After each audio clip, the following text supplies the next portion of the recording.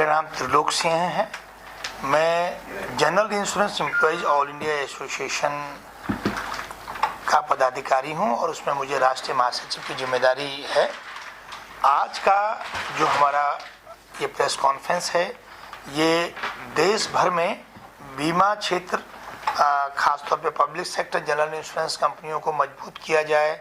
Public sector insurance कंपनियों के जो तमाम कर्मचारी हैं, अधिकारी हैं, पेंशनर्स हैं और जो तमाम हमारे स्टेक होल्डर्स हैं, उनकी जो तमाम मांगें हैं, उन मांगों का निदान हो, समय से निदान हो, उसके लिए जो हमारा संघर्ष और मजबूत हो, उसको लेके हम लोगों ने ये जागरूकता अभियान पूरे देश भर में चलाया हुआ है।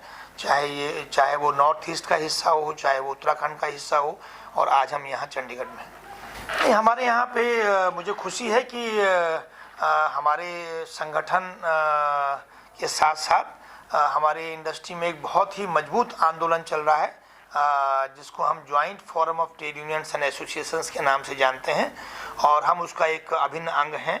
और उसमें 18 संगठन हैं, जिसमें हमारे कर्मचारी संगठन उसमें हैं, हमारे अधिकारियों के संगठन उसमें हैं, हमारे SC ST और OBC वेलफेयर एसोसिएशंस उसमें हैं।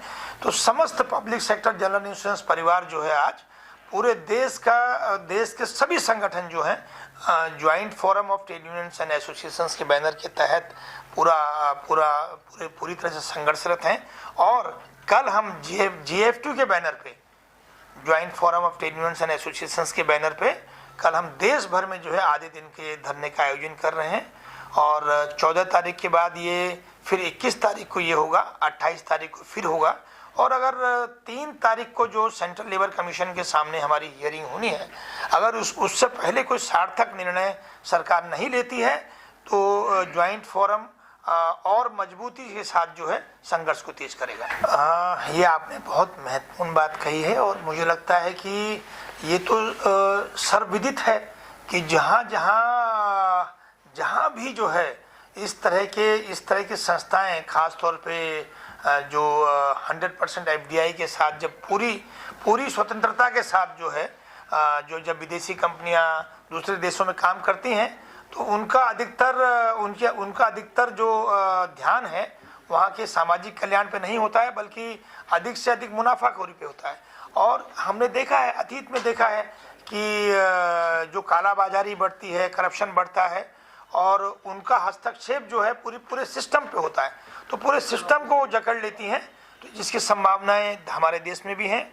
और मैं एक बहुत ईमानदारी के साथ और स्पष्ट तौर पे ये कहना चाहूँगा कि अभी आपने देखा कि हिडनबर्ग का जब इशू सामने आया, और उसमें भले ही वो अमेरिका में हिडनबर्ग की रिपोर्ट को लेके वहाँ से शुरुआत हुई, लेकिन हमने देखा कि कैसे हिडनबर्ग की रिपोर्ट में ये चर्चा थी कि किस तरह से हवाला के थ्रू पैसा जो है बाहर जाता है, और फिर वहाँ से जो है वो ब्लैक मनी जो है वाइट मनी में कन्वर्ट होकर भारत में आता है।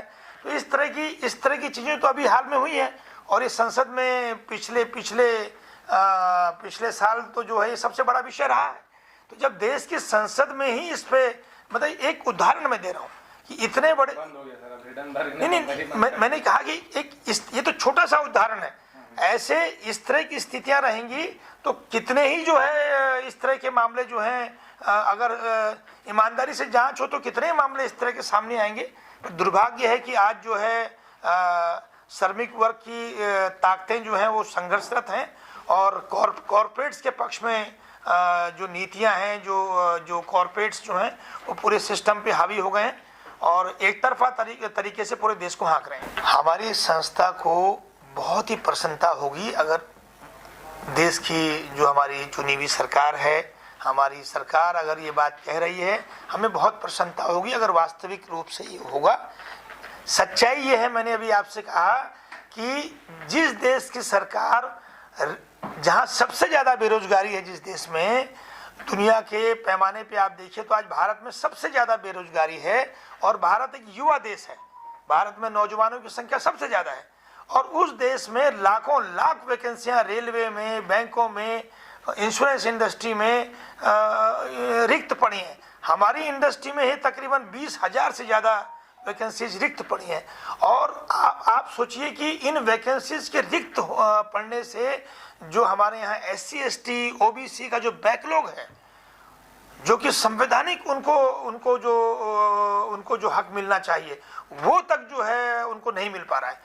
तो आप सोचिए कि जिस देश में सरकारी संस्थानों में रिक्त होते हुए भी वैकेंसी नहीं मिल रही है, वहाँ अगर सरकार ये कहे कि 100% FDI के बाद यहाँ रोजगार की बाढ़ लग जाएगी, तो ये इसमें हमें संदेह होता है और हम इससे सहमत नहीं।